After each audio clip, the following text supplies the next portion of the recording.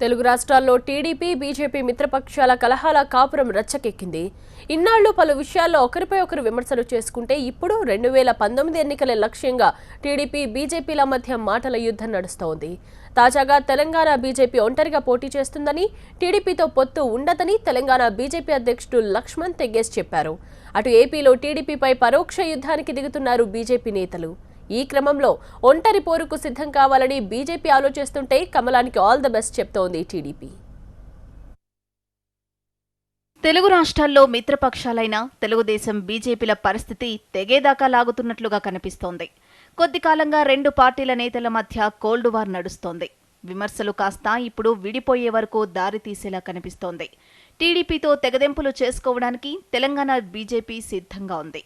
తెలంగాణలో బీజేపీ ఒంటరిగానే పోటీ చేస్తుందని, టీడీపీతో పొత్తు ఉండదని, టీఆర్ఎస్తో పొత్తు ప్రసక్తే లేదని స్పష్టం చేశారు లక్ష్మణ్. త్వరలో అమిత్ షా తెలంగాణలో పర్యటిస్తారని, మా బాహుబలి మోదీయేనని అన్నారాయన. టీడీపీ పట్టుకొల్పోయింది. అందుకని మేము ఒంటరిగా ఎదగాలి, ఒంటరిగా బలపడాలి, వచ్చే ఎన్నికల్లో ఒంటరిగా పోటీ చేయాలనేది ఇక్కడ ఉన్నటువంటి పార్టీ శ్రేణుల యొక్క ఆలోచన విధానం.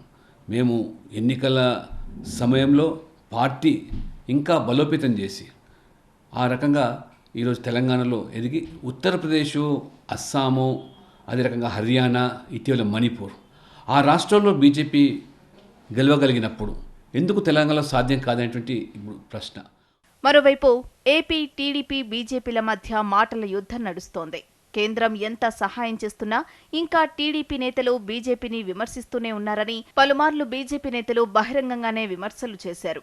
బీజేపీ ఎమ్మెల్సీ సోంవీర్రాజు అయితే ఏకంగా మాటల దాడులు చేశారు. 2019 ఎన్నికల నాటికి ఎవరితోనూ పొత్తు లేకుండా ఒంటరిగా పోటీ చేసి విజయం సాధించే దిశగా పార్టీని బలోపేతం చేసుకోవాలన్నారు. అటు బీజేపీ ఒంటరి పోరుకు సిద్ధమవుతుంటే ఆల్ ది బెస్ట్ చెప్తోంది టీడీపీ.